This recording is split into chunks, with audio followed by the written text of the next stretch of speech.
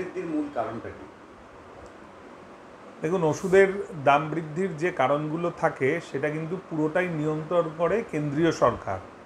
এবং আপনারা যদি দেখেন যে ভারত সরকারের একটা আইন আছে এবং সেটা বহু প্রাচীন সময় 70 দশকের যে আইনটা ড্রাগ কন্ট্রোল প্রাইজের উপর নির্মিত হয়েছিল, আমার মনে হয় এখনকার যিনি কেন্দ্রীয় সরকার যারা সরকারে রয়েছে তারা সেই সমস্ত নিয়মকে বুড়ো আঙুল দেখিয়েই অযাচিতভাবে ওষুধের দামটা বাড়িয়ে যাচ্ছে। এবং ওষুধ জিনিসটা কিন্তু সাধারণ মানুষকে খেতে হবে এবং প্রয়োজনের তাগিদে মানুষ ওষুধটা খায়। ওষুধ কিন্তু কেউ ডাল চাল আটা নয় যে সে যখন যা ইচ্ছে আমরা দাম বানিয়ে নিলাম এবং সেই দামের উপর ভিত্তি করে সেটা বাজারে ছেড়ে দিলাম, তা করা যায় না। কিন্তু আমরা দেখেছি যে কেন্দ্রীয় সরকার এই নীতিগুলোকে একেবারেই মানছে না এবং ওষুধের মানে কোনো কন্ট্রোল নেই সরকারের ওষুধের কোম্পানিগুলোর উপর।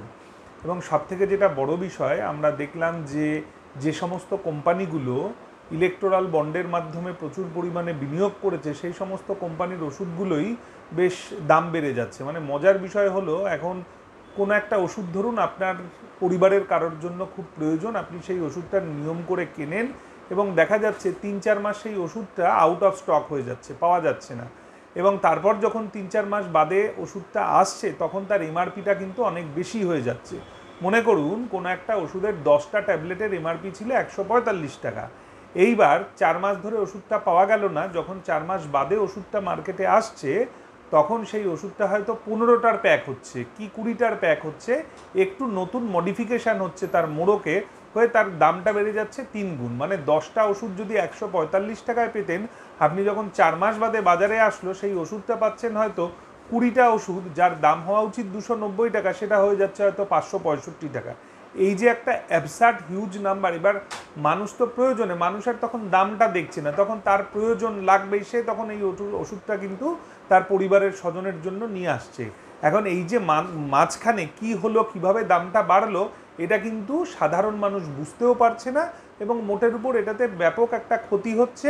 এবং আমরা দেখলাম যে সব ক্ষেত্রেই যে সমস্ত ওষুধের কোম্পানিগুলো যারা মুনাফা লুটছে তারা কিন্তু সাধারণ মানুষের কথা না ভেবেই সরকারের সাথে কোনো একটা বিষয়ে কোনো রকম আন্ডারস্ট্যান্ডিংয়ের মাধ্যমেই সমস্ত বিধিনিষেধকে বুড়ো আঙুল দেখিয়ে এই ব্যাপারটা করে যাচ্ছে। এবং আমার মনে হয় এটা আমাদের এই থার্ড ওয়ার্ল্ড কান্ট্রিতেই এভাবে হয়, যেখানে মুড়ি মুড়কির মতোই মানে কোনো নিয়ম নীতি না মেনেই কিন্তু ওষুধের দোকানে ওষুধ বিক্রি করে অনেক ক্ষেত্রেই, যেগুলোর কিন্তু ড্রাগ কন্ট্রোলের যথেষ্ট কড়া পদক্ষেপ নেওয়া উচিত, সেটা কিন্তু আমাদের এই দেশে হয় না। এইবার কেন হয় না এটা সরকার বলতে পারবে, আমরা সাধারণ মানুষ কিন্তু এটা বলতে পারবো না। কিন্তু চিকিৎসক হিসাবে আমি এর ঘোরতর বিরোধিতা করি, নিন্দা করি। কারণ একটা সঠিক রাষ্ট্র, সে কিন্তু রাষ্ট্রের দায় সাধারণ মানুষের কিন্তু তার স্বাস্থ্যের কথা, তার অন্নের কথা, তার বাসস্থানের কথা কিন্তু সরকারকে নিতে হবে। এবং স্বাস্থ্য তার অধিকার, সেই অধিকারকে সরকার কখনো কেড়ে নিতে পারে না।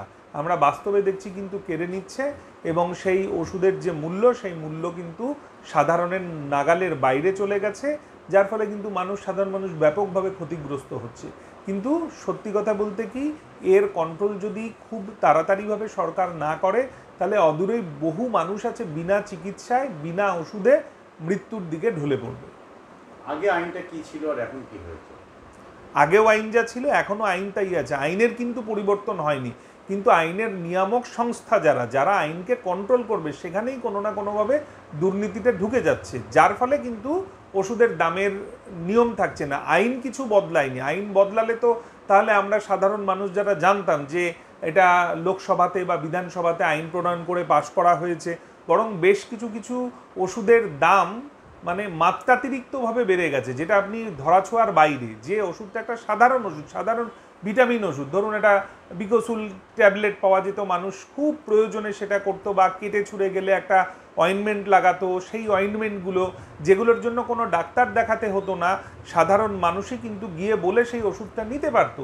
সেই ওষুধটাই কিনতে গেলে সেই ওষুধটার মোড়কের পরিবর্তনের মধ্যে দিয়ে সেই ওষুধটার কিন্তু দাম অনেক বেড়ে যাচ্ছে, মানুষ সেটা নিতে পারছে না। তাহলে মানুষ যাবে কোথায়, কীভাবে? এবং সেই সুযোগ নিয়ে কিন্তু অনেক ছোটোখাটো যাদের কোনো ব্যবসা করার বা যাদের ড্রাগের লাইসেন্সের ক্ষেত্রেও অনেক দুর্নীতি রয়েছে, সেই সমস্ত বিভিন্ন ধরনের কোম্পানি ব্যাঙের ছাতার মতো গজিয়ে উঠছে এবং তারা কিন্তু মার্কেটে 2 নম্বরই জাল ওষুধে ভরে যাচ্ছে। সেই ওষুধটা মানুষ পাচ্ছে, মানুষ হয়তো দামের নিরিখে অনেক সময় কম দামি বলে নিচ্ছে, আসলে সেই ওষুধটার গুণগত মান সেভাবে তৈরি হচ্ছে না এবং যার ফলে সেই ওষুধটার কার্যকারিতাও থাকছে না এবং মানুষ বিভ্রান্ত হয়ে কম মূল্যের বিনিময়ে সেই ওষুধটা কিনছে, আসলে সেটা ওষুধ কিনছে না অন্য কিছু কিনছে এটা বলা খুব মুশকিলের ব্যাপার। এবং সেই যে ওষুধের কোম্পানি যারা এটাকে তৈরি করছে, তাদের যে নিয়ামক সংস্থা যারা দিচ্ছে কেন্দ্রীয় সরকার, তাদের কিন্তু সেই এ টু জেড নিয়ম নীতিগুলো করে মেনে নেওয়া হচ্ছে না।